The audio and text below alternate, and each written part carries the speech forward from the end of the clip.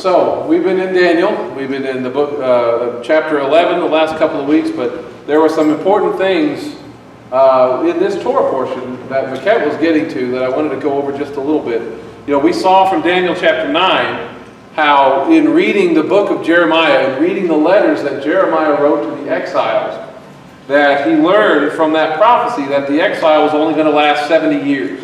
And this Torah portion, the one that we were reading in Leviticus, gives us one of the multiple causes for the exile, but also the duration for the exile.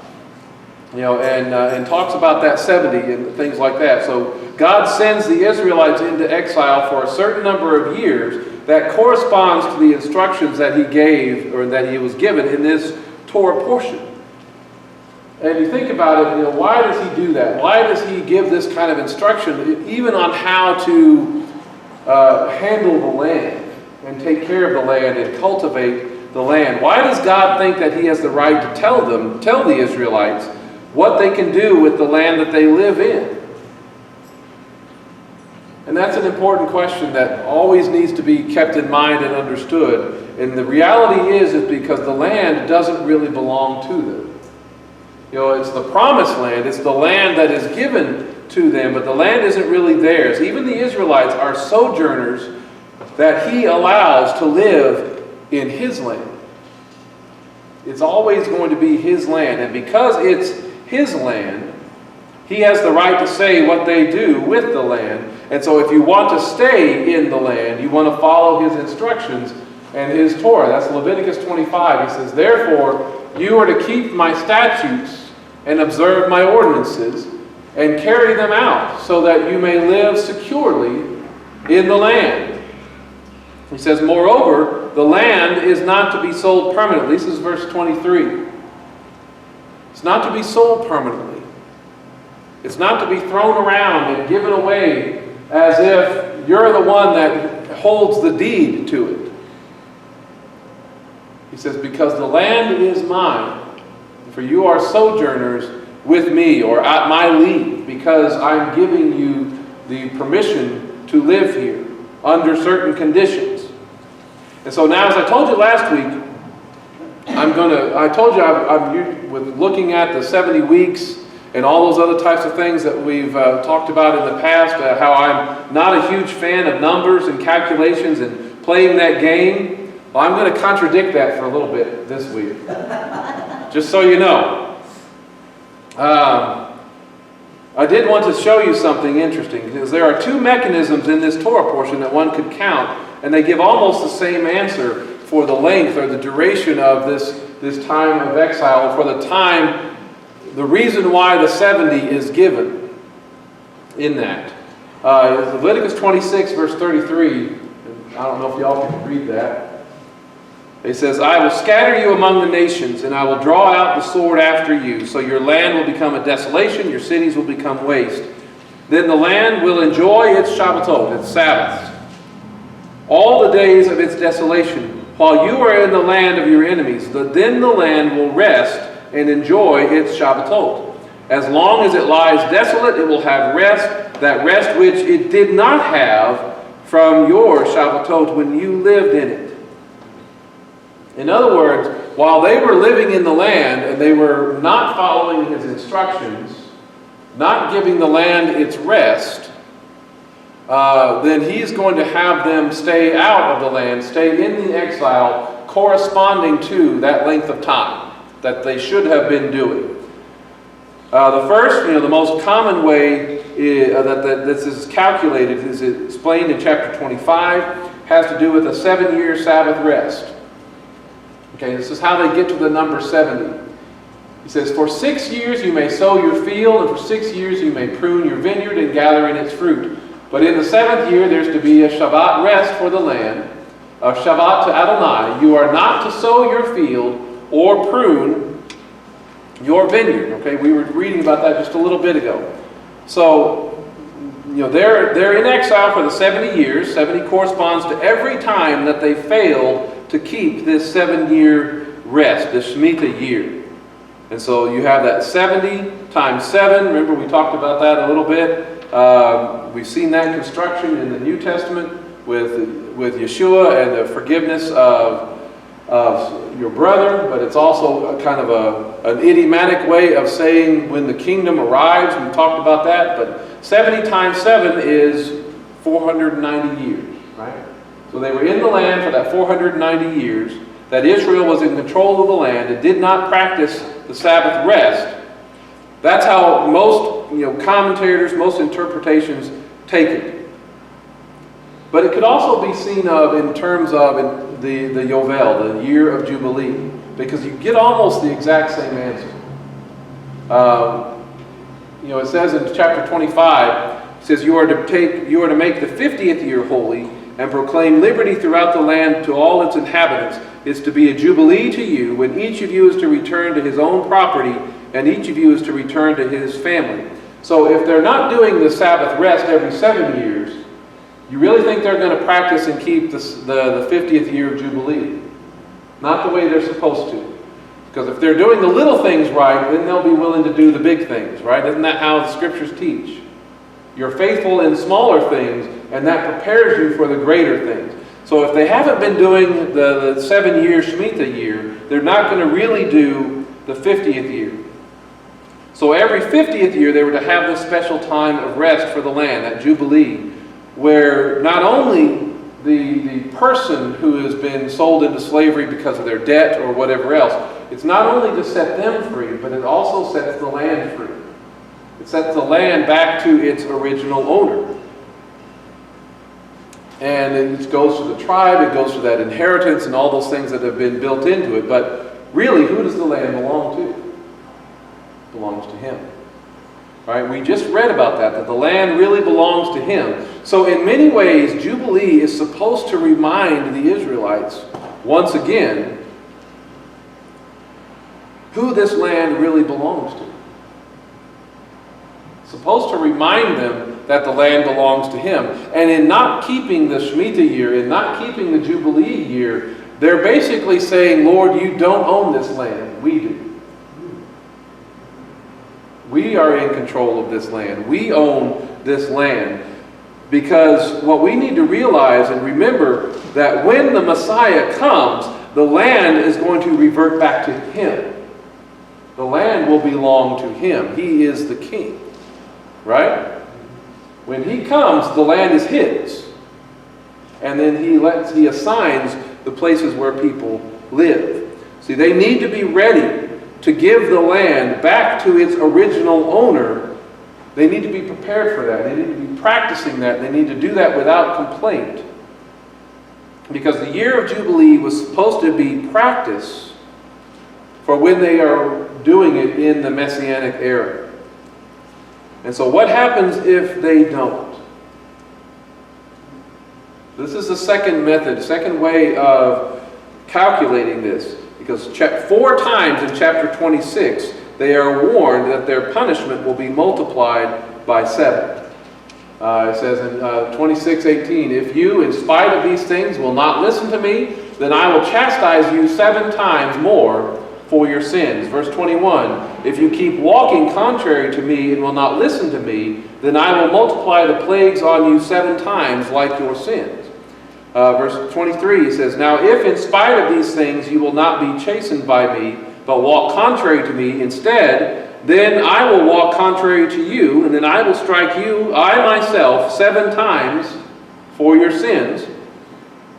And then verse 27, yet if in spite of this you will not listen to me, but will walk contrary to me, then I will walk contrary to you in wrath, and so I will chastise you 7 times for your sins. There's a pattern in that, right? And again, that's basically telling God, God, you don't own this land. God, you're not in charge of this land. God, you're not the vineyard owner. We are, and we'll do with it what we want. Even Yeshua talked about that at times, right? About the fate of the tenants of the vineyard when the owner returns. It doesn't go well for them. So when you look at that, the exile lasts 70 years. And in this sense, you're calculating it's 7 times for your sins. So you take 7 into 70 leaves you with what? Somebody who does the math. That gives you 70 divided by 7 is by 10, right? Is 10 another important biblical number? Yeah, because 10 is a representative of, the command of God, the authority of God. So 10 times, you could make the point, calculating by the Jubilee, that 10 times the Israelites did not follow the command of the Shabbatot for the land. A command of which the Jubilee is a part of all of that. The Jubilee is part of the Shabbatot for the land. So 10 times that they did not keep the Jubilee, and if you have 10 times 50, that equals what? 500. That's almost exactly the same length of time, however you get there. So the question always becomes, which mechanism of counting is God using? What's his starting point? And that's the part where I don't like a lot of this stuff. Because we're not as smart as we think we are for all of this. What we saw that recently back in 2017. When many people looked to Jerusalem and the idea of the Jubilee, right? You all remember that? Just a couple of years ago, they were looking at 2017 because that was the 50th year after the capture of Jerusalem in 1967. And some people looked to that or made a big deal about that, thinking that that was maybe a key, a trigger point for things happening. Was this year important on the biblical calendar and prophetic scheme? It might be. Do we have the answer for that definitively yet? No. No, we don't. Now, it does sure seem that things have been accelerating since then, right? But I've got to say, there were similar hopes, there were similar issues and concerns raised back in 1998. What's the significance of 1998? It's 50 years after what happened? It's 50 years after 1948, which was the establishment of the State of Israel. Right? So they were making some of the same arguments, making some of the same statements about 1998 that they were making in 2017. Now, could that be a kickoff to an important biblical calendar events? Sure, it could. And especially at the time, it was a big deal because what happened just 2 years after 1998? You had the whole Y2K scare, right? Remember that? Some of y'all don't remember that. Y'all are too young. But everybody was making a big deal about Y2K. Then you had all of the election turmoil in 2000, all those things, and that just convinced people that that's what it was, right?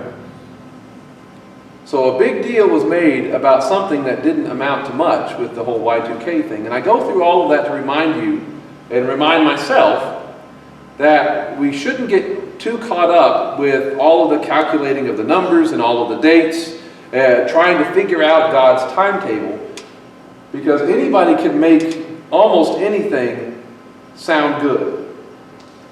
When you're playing with the numbers, when you're trying to figure those things out, when you're playing with dates. Anybody can make an argument and sound convincing. And there's a lot of people that get so wrapped up in that they lose sight of really the important things or the big things going on. And if you don't believe me on that, I'm not going to go into it today. You can ask me about it afterward, but after the service, and I can explain to you how I can prove with the numbers, with important numbers, that Barney, the cute purple dinosaur, is the Antichrist. And I believe that because Barney is evil. Hated Barney. But anyway, I can show you that. But so Daniel, and this is another thing important to remember.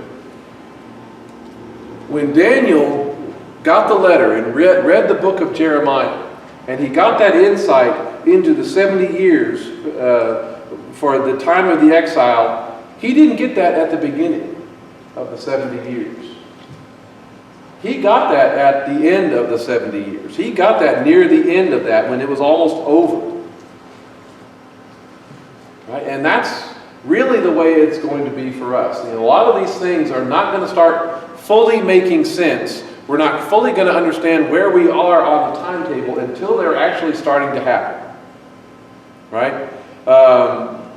So we're not, even for us, even looking back on those events today, usually it's a lot easier to play the armchair quarterback and figure it out after the fact. But we're still not even sure exactly how that works. We're not sure. Daniel didn't know exactly when. We don't know exactly when the count starts for that. Does it start with the first exiles like him that went off into the exile, or does it start with the destruction of the temple? We're not sure. Nor are we exactly sure which decree or which year is the closing of the 70. We know the general season and the time period. We know that the judgment began. We know that the exile began. We also know the reasons and the duration. We know for certain that the exile ended. And this is all, those three things are all true, whether you know the start and the end date or not. Whether you count the 70 Shemitah years or the 10 Jubilee years. In the same way, what are some of the things that we know for certain? Do we know for certain when Yeshua is coming back? No. Do people try to figure it out and calculate it and do all that kind of stuff? Yes, people have been doing that for a long time. And so far, everybody's been wrong when they try it. But we do know that the king is coming. We do know that the land will revert to him. And that's, suggesting, it could suggest in some way that it might occur during a Jubilee year. But, who's got the accurate count of when the last one was or when the next one will be? What if the Father is using a different marker? Because I don't think he ever lost track of when the right Jubilee year was. Right? But we need to be watching for those signs and the seasons that we're in so that we're not in the dark. But neither are we supposed to know the day or the hour. Right? So there's that ambiguity of things. Yes, you should be aware, but no, you're not going to know all the details. And we're not usually very comfortable with that. We like to have the plan. Give me the program and all the time so I know exactly when it's supposed to be. So also keep in mind that most of the time we do figure out things after the fact and not before. Very few people are given insight into these things before they happen, and we usually call those people prophets. There are not very many of them. And there are a lot of people who claim the title that shouldn't really have it. But not even the prophets got everything. Again, Daniel did not get his insight into the 70 years from Jeremiah until time was almost over. We know the general season. We know when those types of things begin. We knew it began, we knew it ended, all that kind of stuff. We know that the king is coming. But what should we as the people of God, what should define us in all of this? There are three defining things for the disciple, and some of y'all have seen this before. When it comes to the time of the end, we need to always be watchful. Being watchful is that sense of expectation, that sense of understanding that, yes, I do believe that he is coming. I do need to be watchful for the times and seasons because he does not want me to be in the dark. We need to be watchful for what he is doing so we can know what we're supposed to be doing in all of that. And then also with this, we're supposed to be hopeful. That is so much of the problem with when you're watching, and when you're watching the news and you're seeing all of those things and all these things going on and happening, we have a tendency to freak out and everybody panics. Right? The world is panicking over a lot of things right now. And they're thinking, oh no, we're all going to die. Right? That's not very hopeful. We need to be watchful, we need to be hopeful, and then we need to be faithful. Faithfully doing what he has called us to do, living as he has called us to live, living for the mission that he has called us to. That's how all of this stuff, watchful, hopeful, and faithful, should define us at all times, whether we think we're in the end or not. But this is how I've primarily been looking at Daniel. not for a sequence of events or a chart. I'm not looking for the political leaders. I'm not looking for all of that. I'm just looking for primarily at what the Scripture reveals that believers should be doing, or the things to be looking for when all this chaos is going on. And how should we live? How should we act as believers? And I also look at it not so much what the world and its kingdoms are doing, although we'll get into some of that today, but how it affects the people of God, the land and the city of God. That's one of the things that Daniel keeps talking about and praying about, is the people and the land and the city. So that is so much of what happens in Daniel chapter 11 with the things going on here. The world's kingdoms are going back and forth for power and control of the land, vying for all that power. And often the Israelites are affected by this back and forth of the kingdoms. And I wanted to go through this again because several of you told me that this was helpful. I just wanted to go over it again. The Daniel, and looking at the chapters, the age and the order. In chapters 1 and 2, this is right after he gets taken off into exile. He's about a teenager. Chapter 3, he's maybe in his 20s. Chapter 4, he's in his 50s, so it jumps ahead. Chapter 5, it's in some of the last years of the Babylonian Empire, so he's in his 80s. He's about 80 years old. Chapter 6, he's about 82. Chapter 7, he's 67. Chapter 8, he's 70, so it backs up a little bit in those chapters. Chapter 5, he's in Persia, I'm sorry. I'll get into that in just a second. Chapter 9, he's back up to 81 years old. Chapter 10, he's about 83. So chapters 1 through 4 are almost sequential in their age. He's approximately 15 to 18 years old. This is when Daniel refuses to eat the food off the king's table. Chapter 2, this is where he has the dream of the statue of the head of gold and those 4 kingdoms. So it's within his first few years of getting into Babylon. Chapter 3 is when they have the 3, Shadrach, Meshach, and Abednego in the fiery furnace. He's in his mid-20s. It doesn't really say how old those other guys are.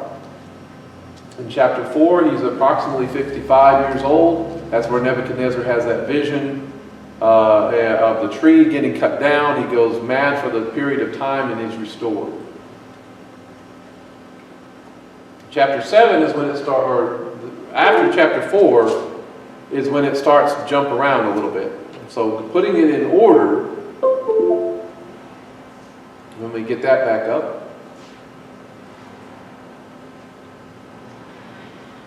In chapter 7, he is about 67 years old, and he has that vision of the beast and the Ancient of Days that is coming to power.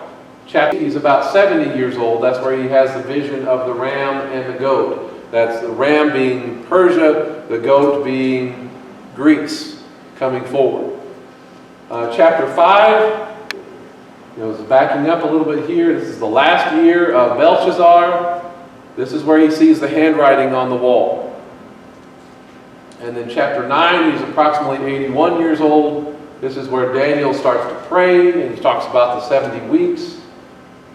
Then it backs up a little bit and goes to chapter 6, when he's about 82 years old, and it's the plot against Daniel and the lion's den. So after he spends all of that time in prayer in chapter 9, is when he's going to his home and he's opening the window and praying toward Jerusalem, and they've set up the law that gets him in trouble because he's not supposed to pray to anybody else but the king for the 30 days, and that's when they throw him in jail and throw him in the lion's den, and he survives.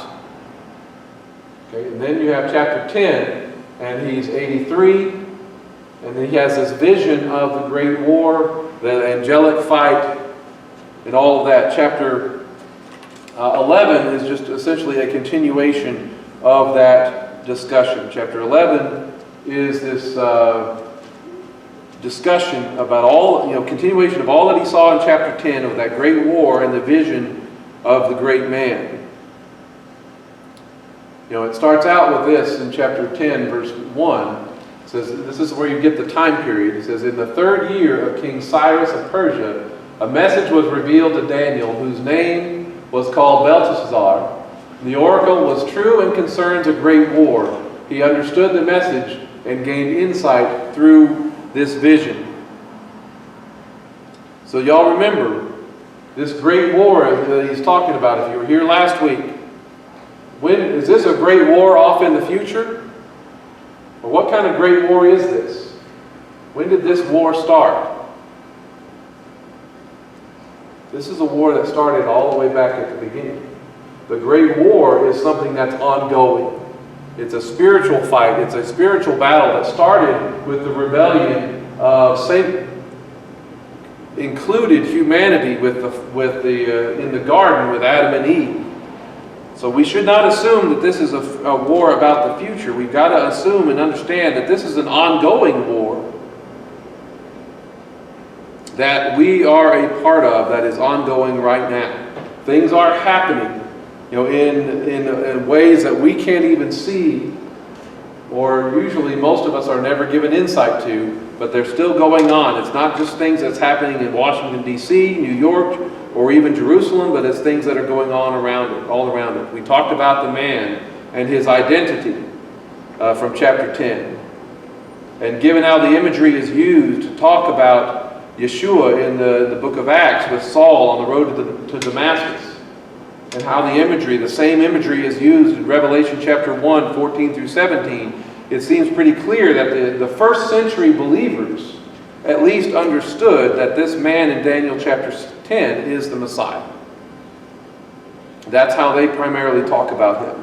So someone familiar with the book of Daniel, when they're reading those sections about Paul encountering him on the road to Damascus, about Revelation chapter 1, somebody familiar with Daniel would hear or read those passages and they would see the connections. They would take the implications to be that Yeshua is the same one that appeared to Daniel. And he says this, he says, I have come to explain to you what will happen to your people in the future days, for the vision concerns days yet to come. Everybody still with me so far? All right, so chapter 11 is this continuation. The land and the people are going to be caught up in the middle of these greater powers that are going back and forth through the territory, and they're vying for control. Most of the time when you see commentaries and you see things on this, when you read about chapter 11, they talk about it as if it's all been fulfilled in the Greek era. After Alexander the Great, after he tears through and takes over, when he rises to power, and how his kingdom is divided up against with his 4 generals. There's the Ptolemaic kingdom in Egypt, in the south, and then there's the Seleucid kingdom in Syria, back up in the north. Most of the time they interpret it as culminating in what's called the abomination of desolation. That's where we come up, where the whole issue and story about Hanukkah comes into play. And chapter 11 refers to a lot of that. You read it, it's the kingdom of the north does this, the kingdom of the south does that. It's just a back and forth and back and forth. Daniel chapter 11 verse 31, even refers to that abomination of desolation. He says, his forces will rise up and profane the fortified temple. They will stop the daily offering and set up the abomination of desolation. And so, the first few verses of chapter 11 talk about these 3 more kings of Persia, then Greece coming to the forefront. Of course, Persia is what modern day country? Iran, right? Persia is modern day Iran. Are things happening in Iran these days? A lot of things are happening right now. A lot of things in the news that are very concerning. Even the United States is in negotiation with them right now to try to prevent them from getting nuclear weapons and things like that. And we've already paid them off a couple of times, which is not a good thing. But they're issuing all of that. So Persia is modern-day Iran. Greece, in Hebrew, is Yavan. It's also known as Ionia. The Septuagint translated as Helenon. But we looked at the map a few weeks ago. I don't know if y'all can see this, because I didn't do it right. But here you have the modern day Greece is over here. This is Asia Minor and Turkey. When you focus in on this part over here, that is actually where you get the name Ionia. So Ionia is this part over here, and that's Western Turkey in today's world. See, y'all have a hard time seeing that. So you have modern day Turkey over here, that's Ionia, and this is where Alexander sweeps across all of this and takes over this entire territory. Israel's down here. Syria is up here, so that's the kingdom of the north is based out of here. The kingdom of the south is based down here. Y'all following with me? So much of chapter 11 is all about that back and forth of what's happening. But there's got to be something more to it that's happening than all of these fulfillments in the Greek era. And I say that because of Matthew chapter 24. When Yeshua is speaking, he refers to the abomination of desolation as something that hasn't happened yet, that they have not yet seen.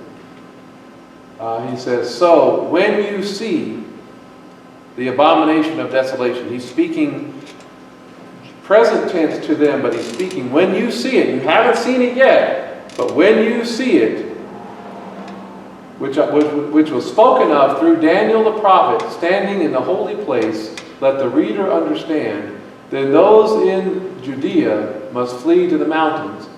The one on the roof must not go down to take what was in his house.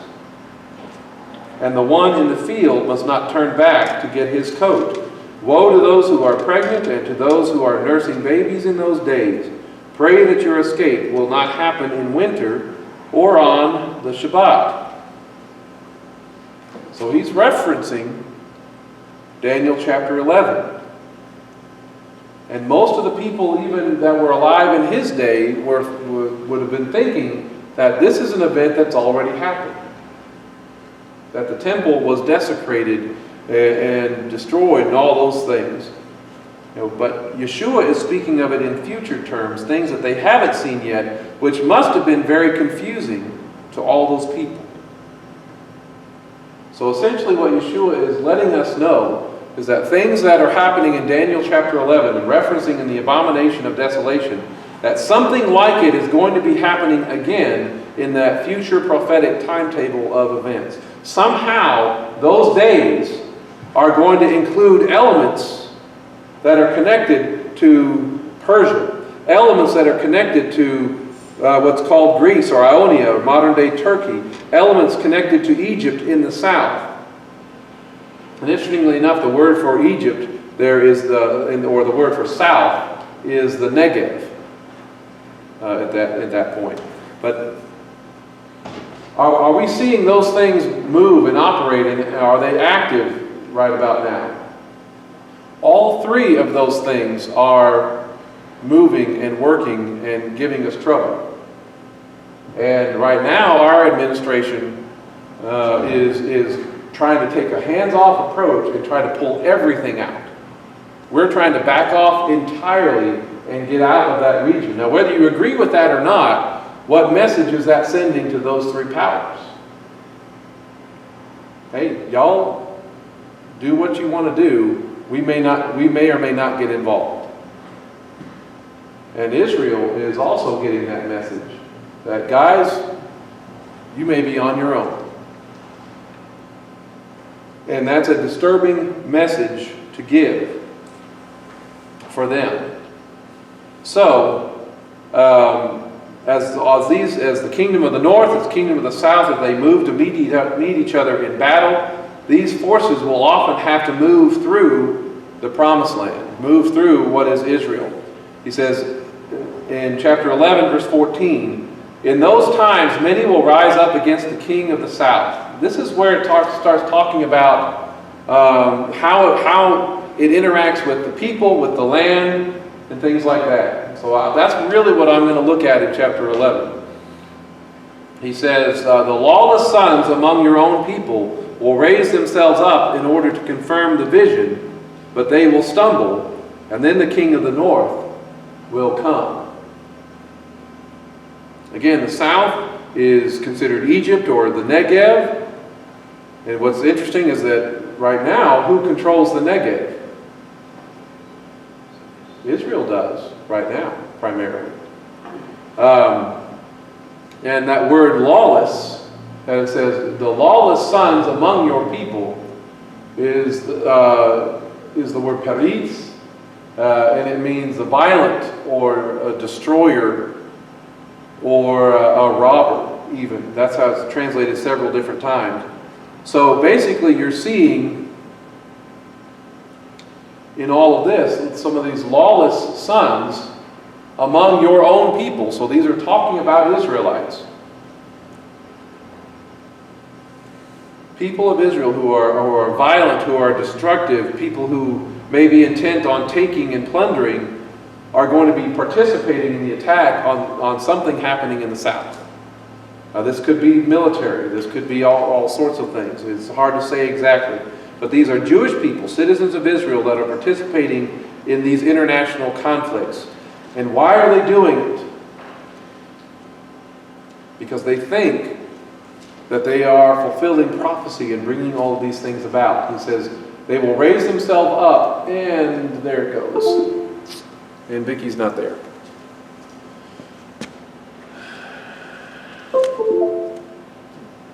Just a second, let me go set that back up.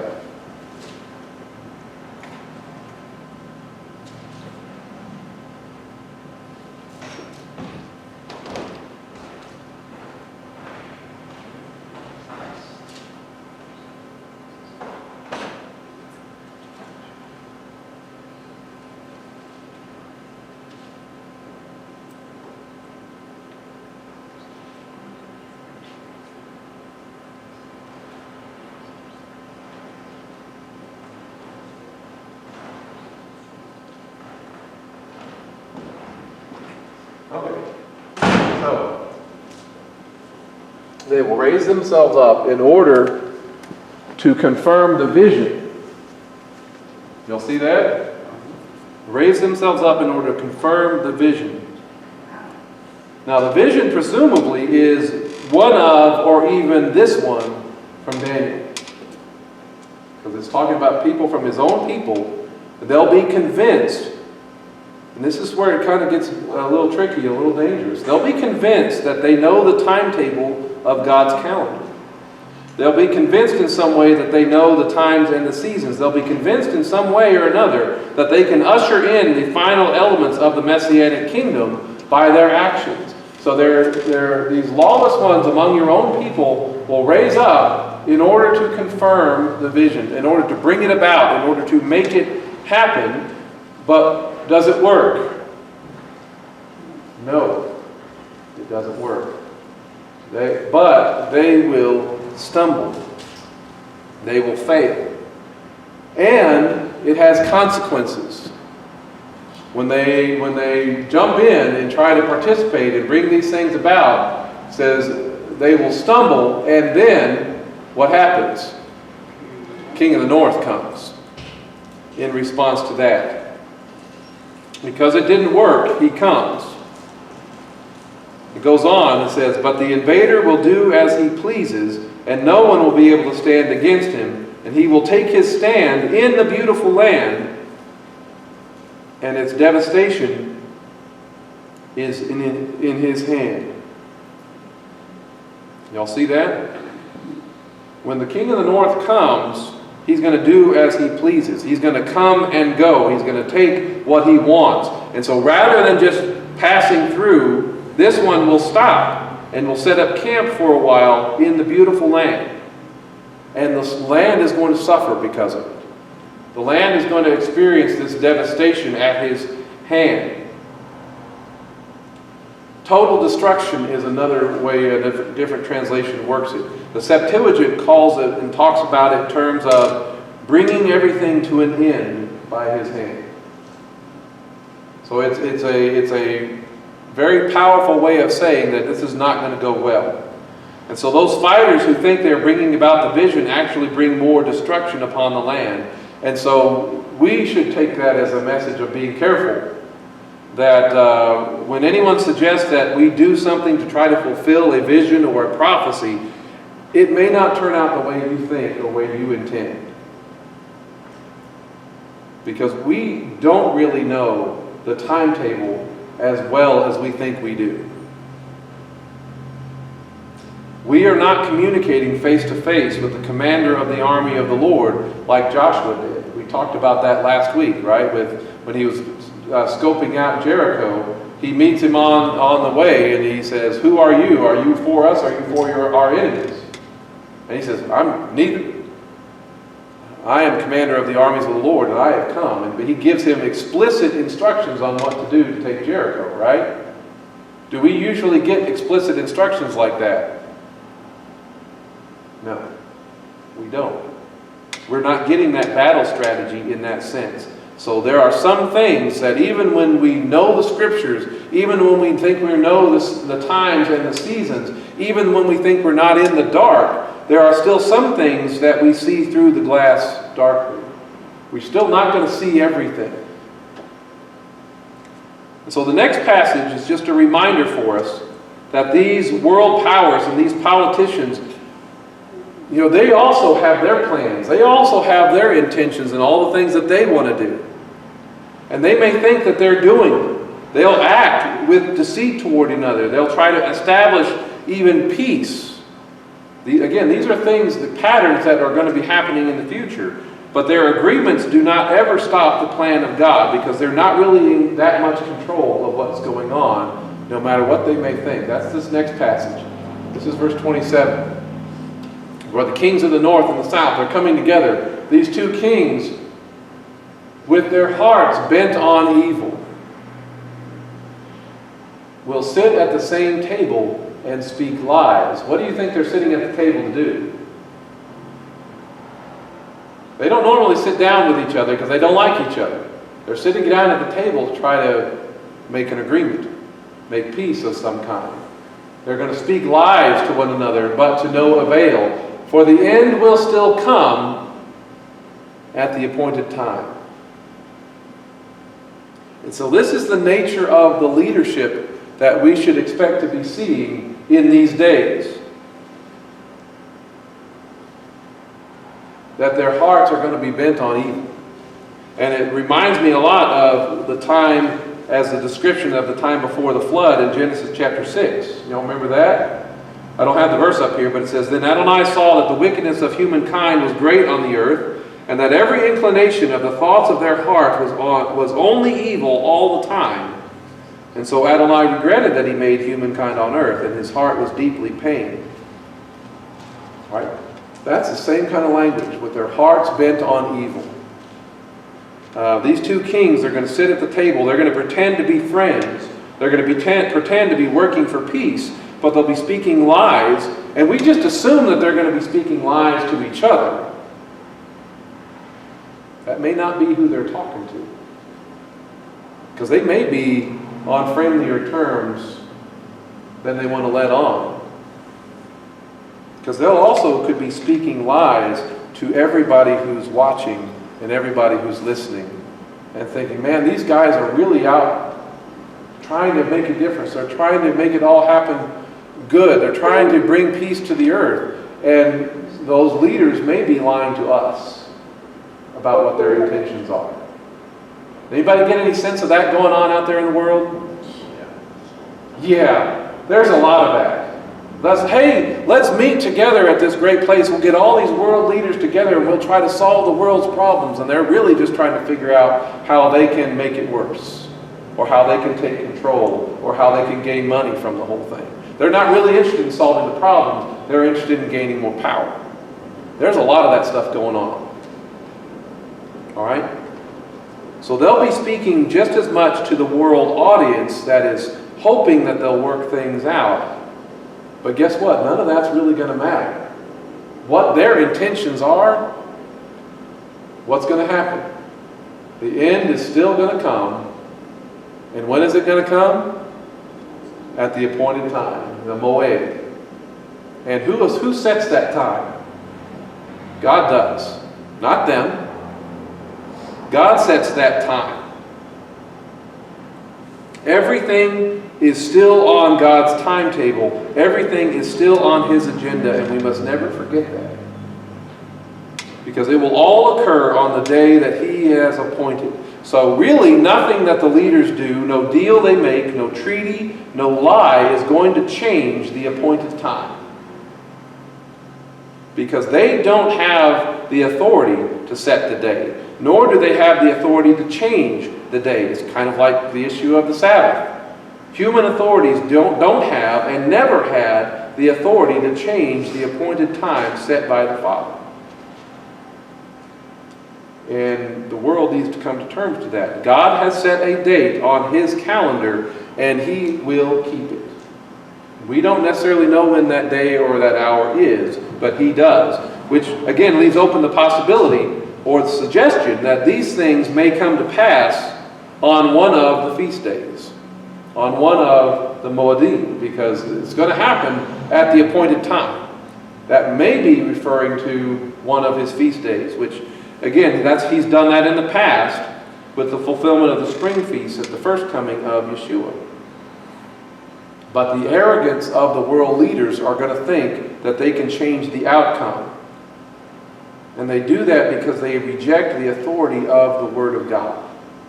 Now, verse 28 says, "The king of the north will return to his own land with great wealth, but his heart will be set against the holy covenant. And he will take action and then return to his own land." So here he is. He's got all this great wealth that he's now acquired from all of this stuff. But he's still mad at something. He's still angry about something. It says his heart will be set against the holy covenant. You know, the king of the north, presumably king of the south as well, they're going to have their heart set against the covenant. Which covenant is he talking about? In reality, he's talking about all of it. All of the covenants as they have been made between God and His people, between an authority that is higher than them and His people. So it's the Abrahamic covenant, it's the Mosaic covenant, the Aaronic, Davidic, the New Covenant. All of them are building upon each other in the redemption plan, the redemptive plan of God. And that's what they hate. They hate the idea that we can be saved. They hate the idea that we can be redeemed by some other means, that there is a Savior other than them. So why does the human king hate the covenant? Because who is he really serving? He's not serving God. He's serving the enemy. He's serving Satan. And Satan hates the covenant. He hates the redemption of humanity. He hates the promised restoration of the world. Because in the fulfillment of the covenant is the promise of Satan's defeat and destruction. So he hates the covenant. Because that means he's going to lose. This king hates anything that suggests that there's a greater authority than his own. He hates anything that provides hope for anything other than his own promises of peace. He will take action against the Holy Covenant. He'll make it illegal. He'll make it dangerous to keep for those who love the covenant. And that's happened many times. You know, Hanukkah was one of those things with Antiochus. The Romans did that. Catholicism has done that. Luther did that. Hitler did that, among others. Targeting the covenant. And so we don't know exactly what kind of action this king will take, but we know who will endure most of this target of his actions. That's the land and his people. We see that in the next verse. It says, "At the appointed time, he will invade the south again." This is talking about the king of the north. It's verse 28. "Only this time the outcome will not be as before." That sounds interesting. Again, this is a reminder that the appointed time and possibly the feasts are part of the timetable, the markers for these events.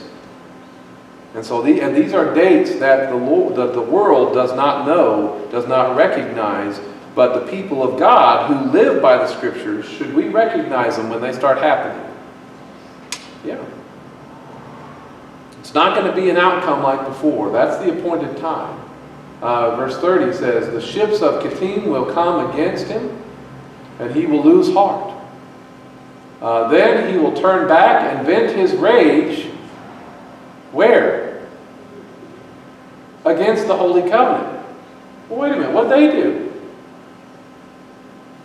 When he returns, he will favor those who forsake the Holy Covenant.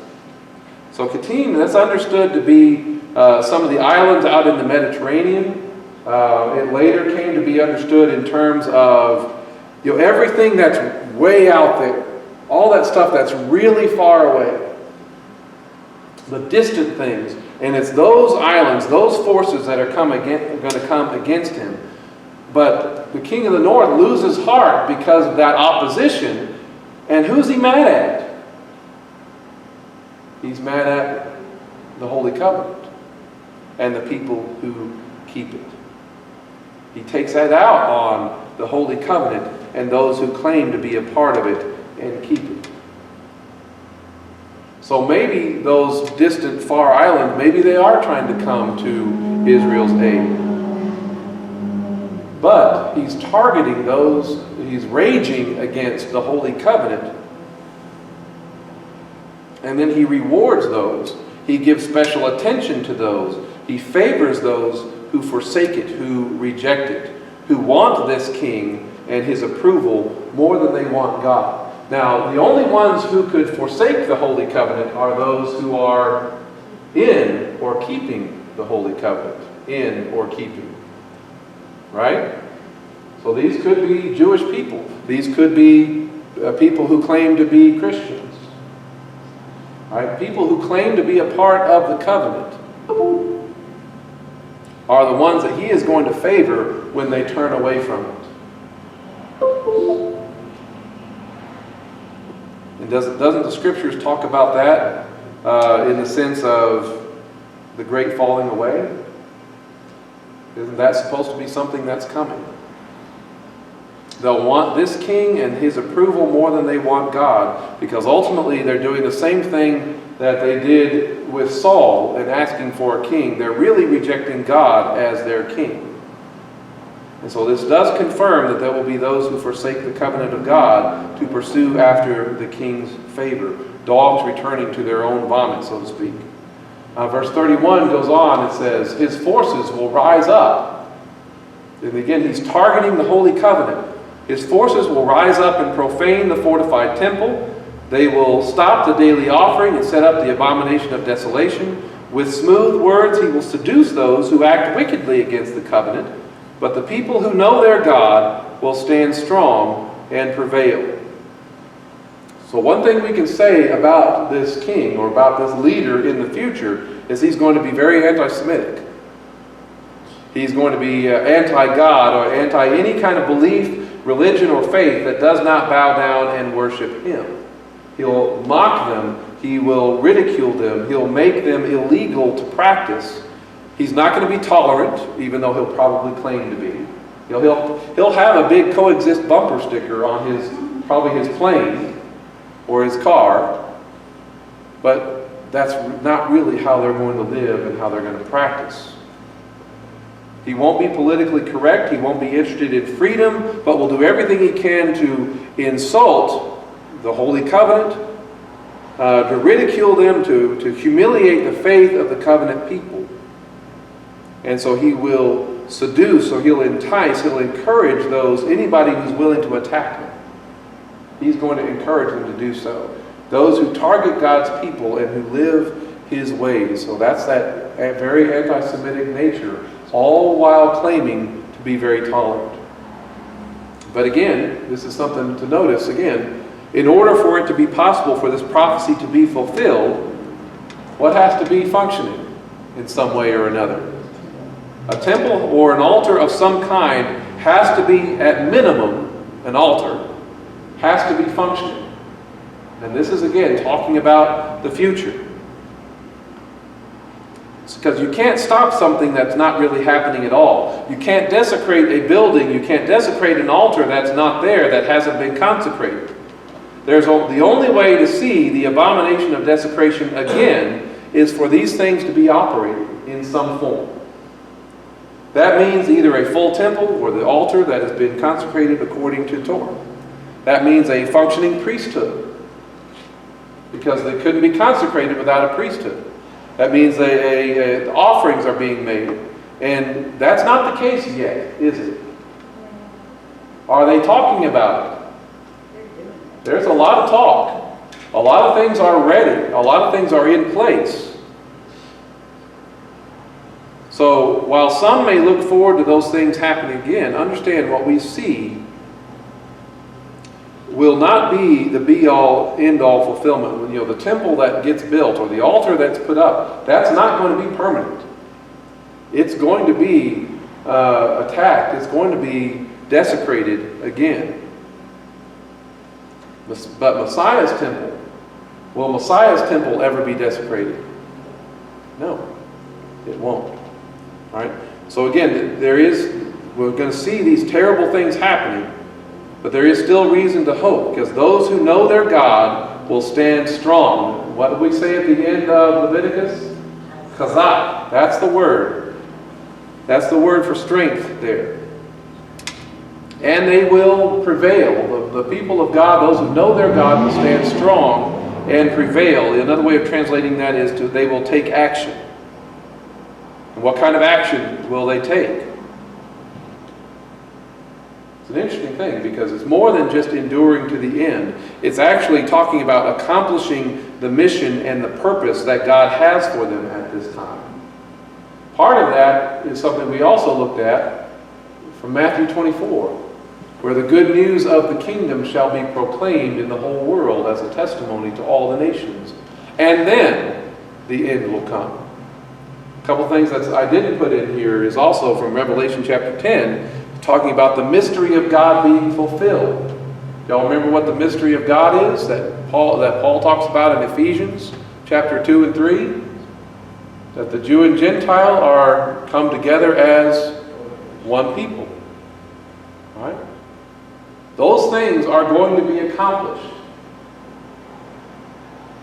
And this is how the people of God show chazak. That's how we show our strength. This is how we take action. This is how we prevail, by looking to the mission that He's given us, by coming together and unifying as the people of God. We proclaim the King and His kingdom at the appointed time. But even as we are prevailing, even as we are taking action, that doesn't guarantee that everybody's going to survive. We also need to know that. Because with this Daniel passage in verse 33, it says, those who are wise among the people will instruct many. So there's going to be increased teaching. They're going to be spreading and teaching the word, teaching the Torah.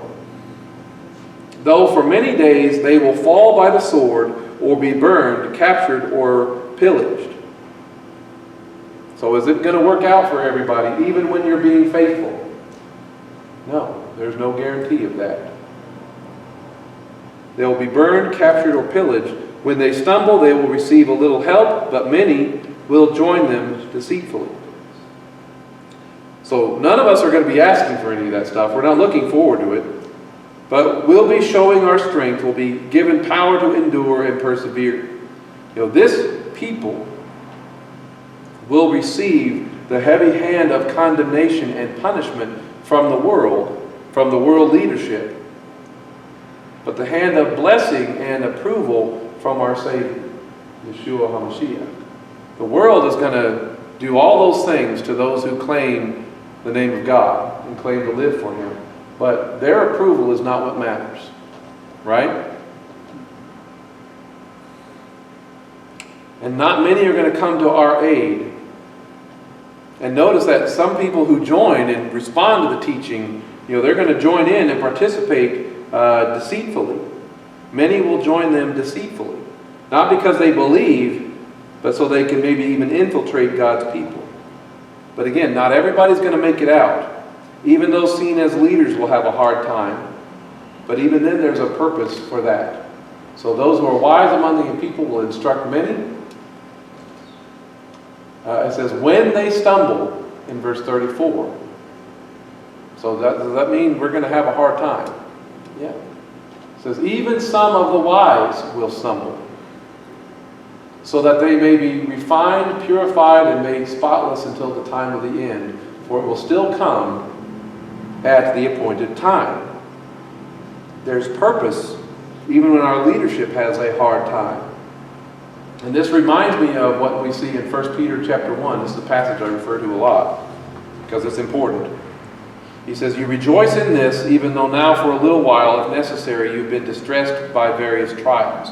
He says, these trials, these have come, or they are, so that the true metal of your faith, which is far more valuable than gold, which will perish though refined by fire, that your faith may come to light in praise and glory and honor at the revelation of Messiah Yeshua.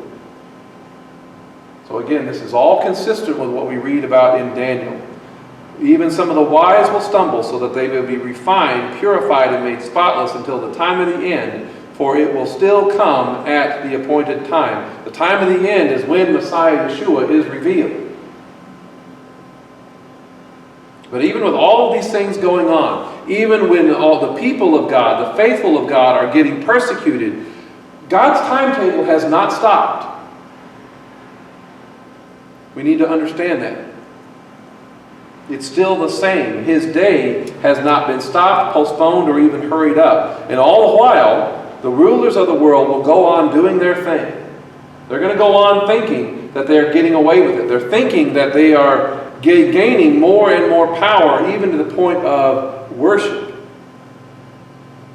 But, the pay grade that they think they're attaining is not high enough for these leaders to still be in control. Y'all know what this phrase it means? They're getting a little too big for his britches. What does that mean? Well, I looked up the definition for it. There's an official definition out there. It says, one who's overconfident in one's importance, skill, or authority, behaving as if one is more important or influential than one actually is. All right. That's what's going on here with the leadership that you see going on in Daniel chapter 11. They're getting a little bit overconfident. And so it says, verse 36, so the king will do as he pleases, exalting and magnifying himself above every god. He will even speak outrageous things against the God of gods. You see how he's getting a little too big for his britches? And he will prosper. So he's going to get away with it for a while. But there's an until there. Until the time of wrath is completed, for what has been decided will be done.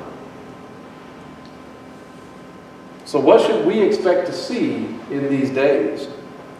We should expect to see and understand that these world leaders are going to be successful at a lot of what they try to do. But that does not mean that they are getting away with anything. They're going to prosper. So we should not be surprised that they are gaining wealth, gaining power, doing all of these things. We should also not be surprised that they hate and speak against the things of God and the people of God and the land of God and everything connected to him and his covenant of redemption, including saying all sorts of things against Messiah Yeshua and anybody who claims his name. But it does not mean that they are in control. And we cannot forget that. It does not mean that they are going to win.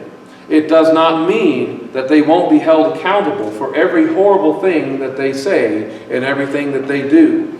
Because the time of wrath is going to come to an end. The time of wrath, in this case, is talking about with all the things that they're going to be doing against God's people. All those authorities are going to be judged by the true king who is sitting on his throne in Jerusalem. That's what's going to happen. But until then, we see things like this. He will also invade the beautiful land, and many will be overthrown. But these will escape from his hand: Edom, Moab, the chief of the sons of Ammon. Yeshua again spoke of these things as future events. And some will argue whether this was all talking about 70 AD and the destruction of the temple, or 135 with the destruction of Jerusalem. But those moments don't fulfill all of this. They don't fulfill this prophecy. The end has not yet come. So there will be now, even now, an invasion of the beautiful land that will be successful in some form and overthrow many. It says he will gain control over the hidden treasures of gold and silver, as well as all of the riches of Egypt. The Libyans and the Cushites will also be under his feet. And this suggests that this king will take away some of those, the articles of the temple, just like Nebuchadnezzar did. And by all the world's opinions, all the news reports that we can see, the TV anchors, the New York Times headlines, this king will have taken over the world and conquered the land and the people of God. And they will be celebrating that fact. They're going to be happy about all of this. But an appointed time is coming. He says, but reports from the east and north will alarm him, and he will set out in a great rage to destroy and annihilate many. He will pitch his royal tents between the seas and the beautiful holy mountain, yet he will meet his doom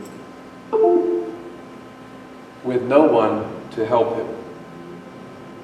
And again, we must never lose this truth, that this leader, whoever he is, will meet his doom. Messiah Yeshua is going to come and be victorious. It's not that no one in the world wants to help him.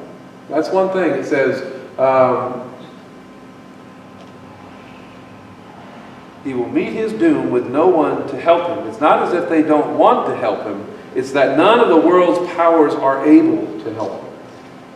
Because, the combined military might of the planet cannot stand against Yeshua when he comes in power and glory with a double-edged sword in his mouth, and he will be victorious with just this word. His kingdom is coming and will smash all the powers and the authorities of this world. All the things that statue with the head of gold that Daniel saw earlier in the book, all of that comes crashing down and smashed by that rock that's cut out, but not with human hands.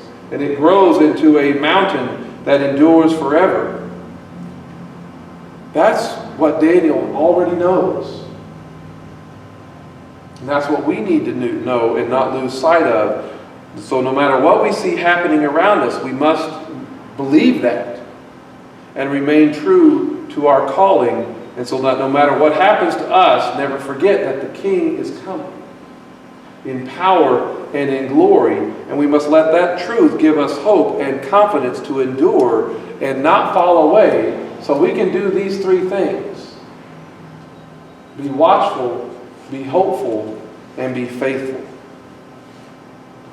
Until all of this comes to the appointed time, the appointed day that he has set. Does that make sense?